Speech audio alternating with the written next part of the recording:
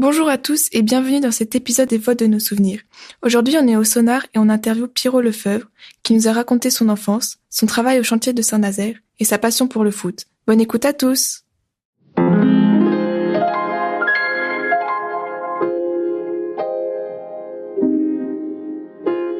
Les Voix de nos souvenirs. Alors, je m'appelle Pierrot Lefebvre, Pierrot à Saint-Brévin, Lefebvre. Je suis natif de Saint-Viau, en Loire-Atlantique. Mon surnom, c'est le Frisé. Pourquoi ce surnom? Pourquoi? Parce que maintenant j'ai moins de cheveux, mais j'ai été très très frisé toute ma jeunesse.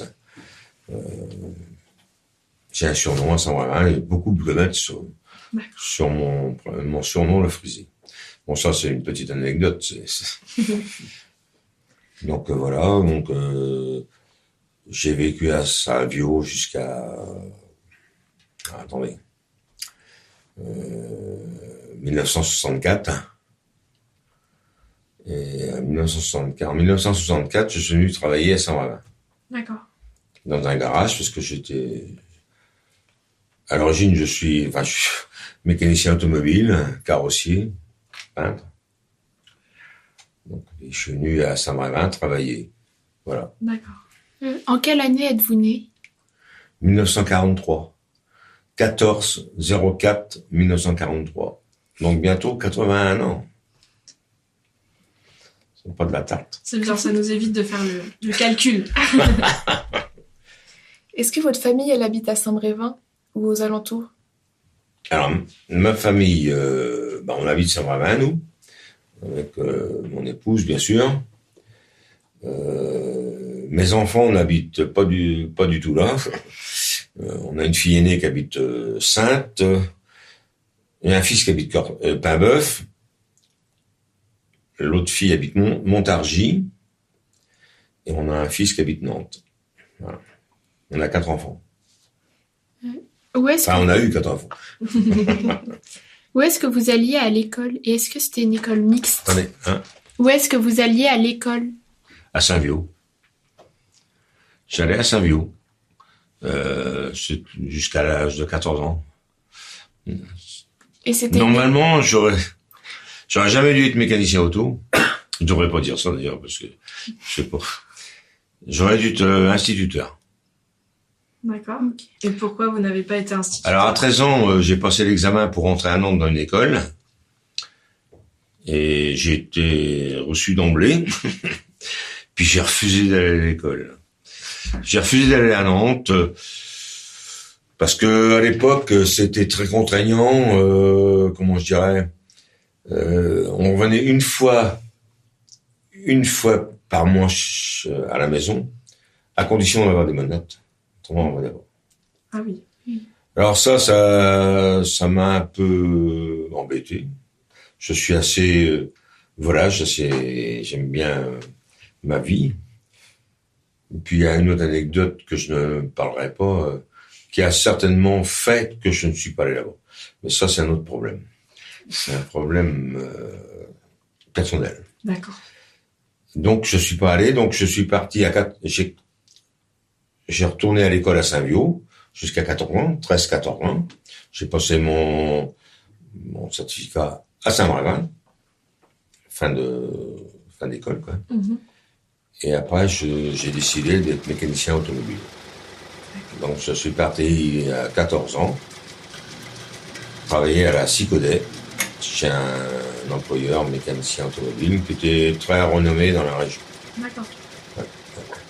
Est-ce que l'école où vous étiez à Saint-Viau, elle était mixte? Comment? Est-ce que l'école où vous étiez à Saint-Viau, elle était mixte? Non. Non. C'était garçon seulement. Ouais. Par contre, la cantine, on allait manger avec les filles à l'école des sœurs. D'accord. Oui, c'est marrant. À l'école des sœurs, ouais. Ah, oui, c'était comme ça à l'époque.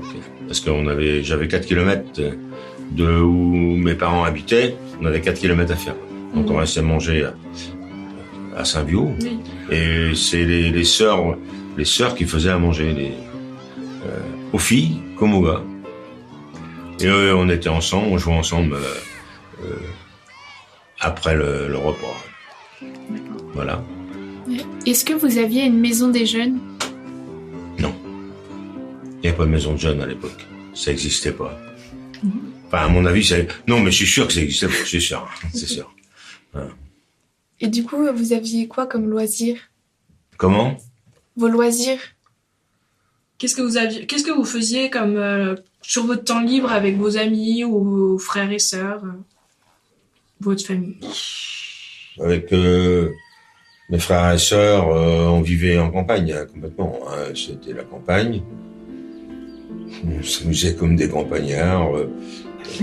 C'était dans une ferme en plus. Donc mes grands-parents étaient en ferme. Mon père était, comme on dit, employé municipal à Saint-Viau. Et donc, vous savez, les loisirs, il n'y en avait pas beaucoup, hein. On jouait ensemble au ballon, machin, enfin tout ce qu'on peut, comme gamin, quoi, comme tous les gamins à l'époque. Puis moi, à 14 ans, je suis parti jouer au foot à Saint-Pierre-en-Retz. Ma mère voulait pas, n'était pas pour du tout. Mais j'avais un oncle qui adorait le foot, c'est lui qui m'a emmené, parce que j'ai perdu mon père, j'avais 14 ans. D'accord. En 57, et il avait 43 ans. Donc ma mère s'est retrouvée toute seule avec 5 enfants, dont moi l'aîné. Mais ça s'est pas trop mal passé. On s'en est tous bien sortis, malgré les difficultés. C'est pas de la tarte. Oui. Pour ma mère. Oui, j'imagine. Ouais. Nous, quand on a 14 ans, on se rend pas trop compte. Après, bon. Et Saint-Viau, du coup, par rapport à aujourd'hui, ça a changé? C'était comment à l'époque, Saint-Viau? Le Saint-Viau de votre enfance? Comment? Le Saint-Viau de votre enfance, c'était comment par rapport à aujourd'hui? J'imagine que ça a changé? Oui. Alors, c'est plus la même, c'est la même façon de vivre, hein, pas du tout. Hein. Pour les enfants, je parle. Nous, c'était très simple, hein, attention, vraiment, il y avait pas d'argent, déjà. Et puis, c'était très, très simple. Mais on vivait quand même, hein. Oui, et puis au niveau paysage, il y avait beaucoup de vignes à Saint-Viau autrefois, non? Comment? Autour du village, il y avait beaucoup de vignes, non, autrefois à Saint-Viau? De ville? De vignes. De raisins. Il y avait des vignes. Oh, il y en avait, dans toutes les fermes, il y avait des vignes. Même mon père avait une vigne. Alors qu'il était... Non, il y avait des vignes. Dans toutes les fermes, il y avait une vigne. Chacun avait sa vigne, il faisait son vin. Chacun. Automatiquement. Ça, c'était... Je sais plus comment maintenant, il n'y en a plus du tout. Mais à l'époque, oui. Est-ce que vous avez des souvenirs à la plage? Est-ce que vous alliez à la plage? Alors, déjà, à la plage, on y allait... ça faisait un bout, hein, pour y aller. Il n'y avait pas de voiture. Alors, les souvenirs, je vais vous raconter un souvenir que vous allez avoir de la peine à comprendre. C'est qu'on allait à la plage, de toute façon, à Saint-Michel-Chef-Chef. Jamais à Saint-Bravin. Jamais. Saint-Bravin, c'était les Rupins. À l'époque. Non, mais c'est pas des blagues que je raconte. Les Rupins, c'est ça. J'habite, moi, ça depuis longtemps. Mais... Ça veut dire quoi, les Rupins? Je suis pas sûre que les filles sachent. Comment? Les Rupins, c'est quoi, les Rupins? Les Rupins, c'était les gens qui étaient au-dessus de tout le monde. C'était riche. D'accord. Voilà. On disait de Saint-Bravin, c'était les villas. On allait dans les villas. À Saint-Michel, c'était mieux. Donc on allait à la plage une fois par an. Alors l'anecdote est extraordinaire. Beaucoup ici vont pas comprendre, si certains peut-être. Mais on allait souvent au mois d'août, quand les moissons étaient finies et tout. Et donc on allait en charrette avec le cheval. De Saint-Viau jusqu'à Saint-Michel. On partait le matin de bonne heure et on passait la journée à la plage. Et on revenait le soir. Une charrette. Ah, il n'y a pas de confort, hein. Il n'y avait pas de siège, il y avait tout. Hein. Mais on allait une journée par an. C'est tout. Moi, j'ai connu Saint-Brévin, vraiment, à 20 ans. D'accord. Donc vous nous avez dit que vous étiez mécanicien auto. Automobile, oui. Et du coup, comment vous alliez là-bas? Enfin, faire votre métier? Au travail, Oui. en vélo. 1 an en vélo. Alors, beaucoup de gens ici vont être écœurés et vont pas comprendre. Peut-être que si. J'avais 14 ans. Donc, j'ai fini l'école le 30 juin. J'ai commencé le travail le 2 juillet. En 1957. J'embauchais à 7h30 le matin. Je finissais à 16h le soir. À vélo. 10 km le matin, 10 km le soir. Le casse-croûte dans la poche. C'était la vie. À l'époque, c'était comme ça. 6 jours sur 7. 60 heures par semaine. Des fois, je raconte ça chez moi parce que je vois beaucoup de monde. Donc, je leur raconte à des jeunes, ils comprennent pas. Ils disent, c'est pas possible. J'ai travaillé 60 heures par semaine jusqu'à 20 ans.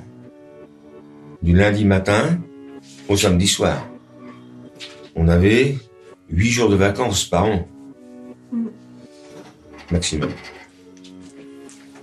Mais ça fait pas mourir le travail, la preuve. Je suis encore là à 81 ans bientôt. Donc ça fait pas mourir. Est-ce que vous aimiez votre travail? Oui, j'aime mon travail, oui. C'est sans doute ce que j'aurais pas dû faire. Mais j'ai choisi la mécanique automobile. Non, c'était bien. On faisait tout à l'époque. On faisait les vélos, les mobylettes, quelques voitures, les tracteurs. On faisait tout. Est-ce que vous pouvez nous parler du bac de Saint-Brévin? Comment? Est-ce que vous pouvez nous parler du bac de Saint-Brévin? Du bac de Saint-Brévin? Oui. Ah oui. Ah ben le bac, moi j'ai connu le bac quand je suis arrivé à Saint-Brévin surtout. À 20 ans quoi. Parce que avant, on connaissait le bac, mais on le prenait presque jamais. On n'allait jamais à Saint-Nazaire. Mais le bac, je l'ai pris parce que après, je suis venu travailler donc en 1964 à Saint-Brévin, dans un garage. Et en 1972, je suis parti travailler au chantier de l'Atlantique à Saint-Nazaire. En fait, ils sont venus me recruter pour être responsable du service entretien.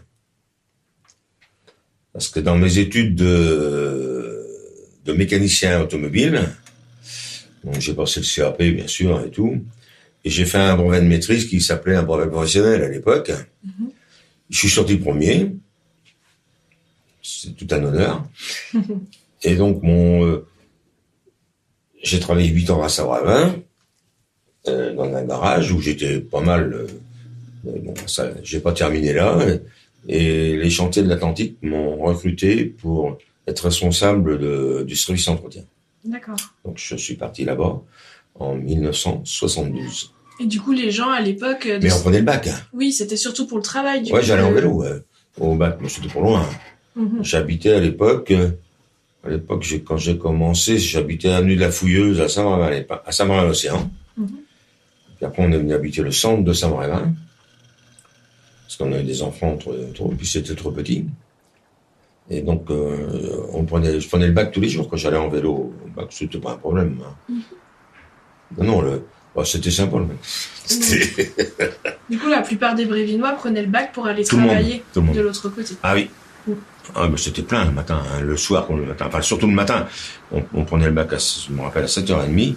C'était la rue vers l'or. Tout le monde allait travailler là-bas, hein, à l'époque. Hein.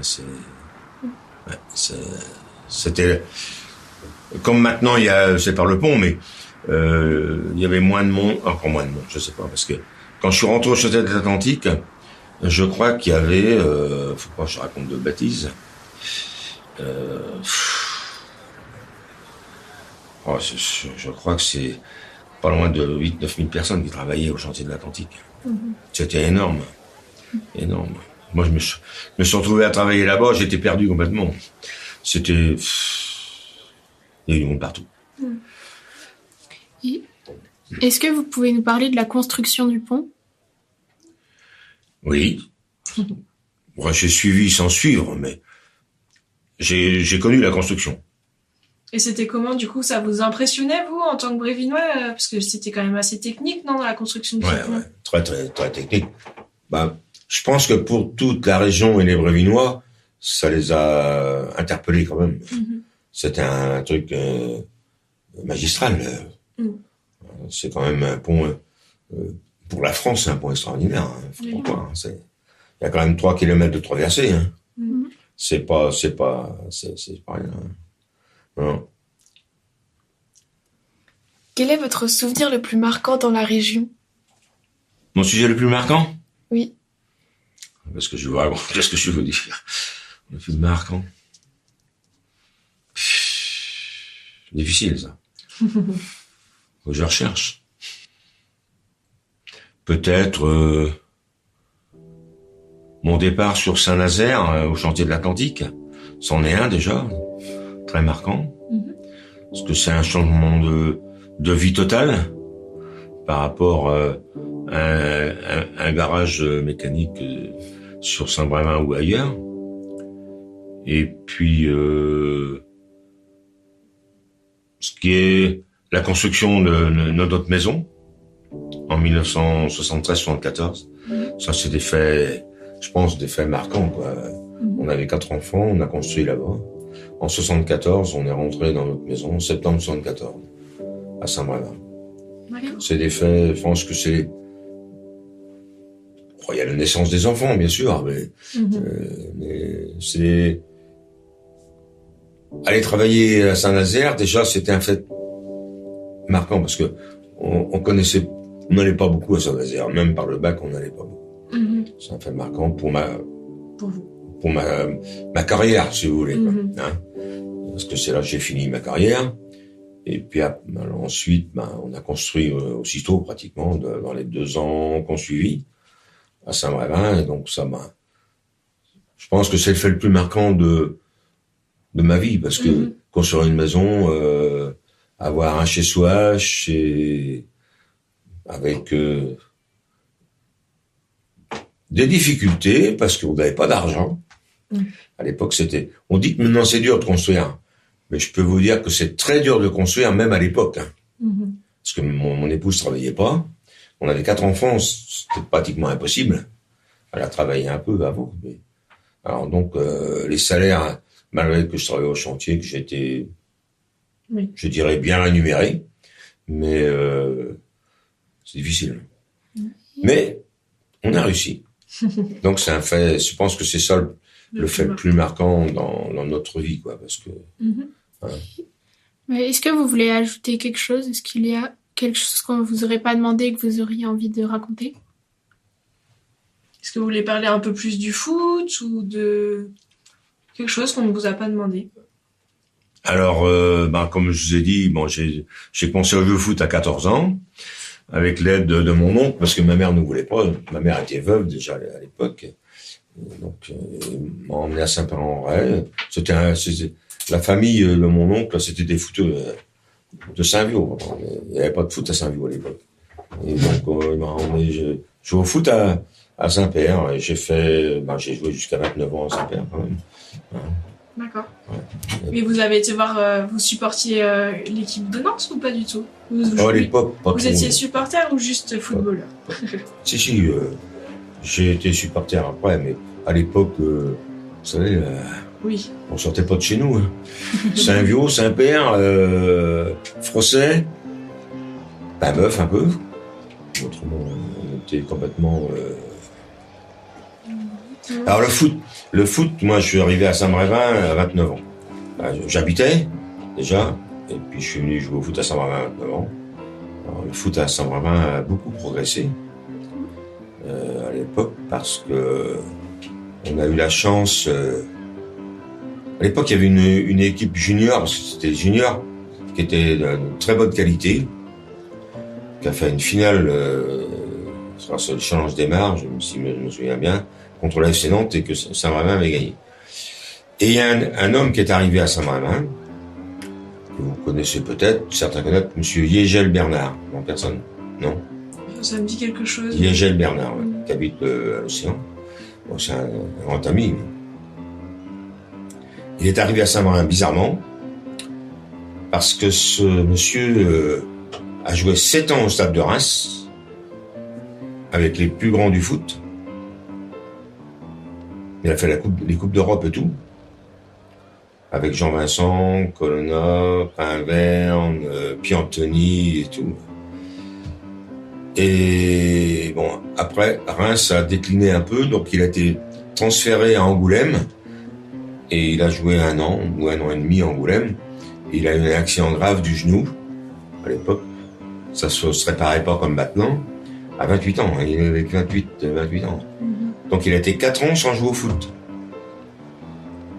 Il est rentré chez Adidas, comme représentant. Et donc, il a été muté dans l'Ouest. Et il a atterri à Saint-Brévin. Il sait même pas pourquoi. Parce qu'on se voit régulièrement. Il est arrivé à Saint-Brévin.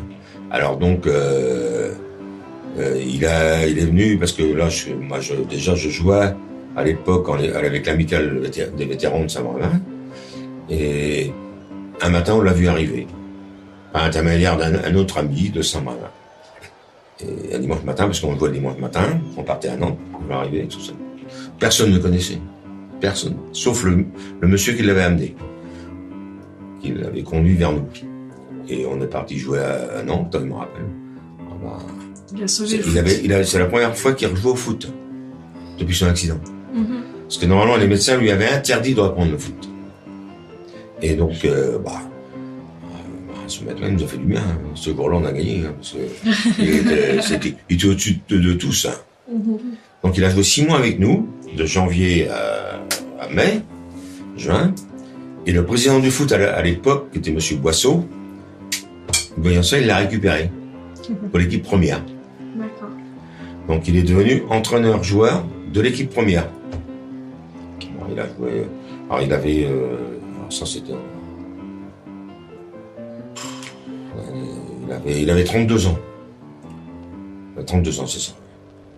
Et donc, il a joué au moins 6 ans en équipe première. Quand c'était le maître. D'accord. Il a monté Saint-Brévin quand même. À l'époque, c'était en 4e division. C'était en dessous, juste en dessous la nationale et tout. Ah non, il a fait un gros parcours avec des joueurs de Saint-Brévin. Mais il est tombé sur une 5-6 gars de Saint-Brévin qui étaient super bons aussi, quoi. Il a eu la chance de tomber sur ces gars-là qui avaient 20 ans, quoi. D'accord. Voilà. Voilà. Donc, voilà comment le foot, ça m'arrange. Et je participe toujours au foot. Je vais à tous les matchs. Quand je suis là. Je ne joue plus depuis longtemps. J'ai arrêté de jouer à 55 ans, quand même. Hein. Pas trop mal. Donc, c'est un gros chapitre de votre vie. Ouais. Avec une jambe cassée en 72. Ah oui. Ouais. Merci beaucoup pour ces souvenirs. On a appris plein de choses. Je sais pas, j'ai pas dit grand chose. Si, c'est super. Je sais pas si ça vous convient, moi, oui, c'est parfait. Moi ça me va bien. Ouais, c'est parfait.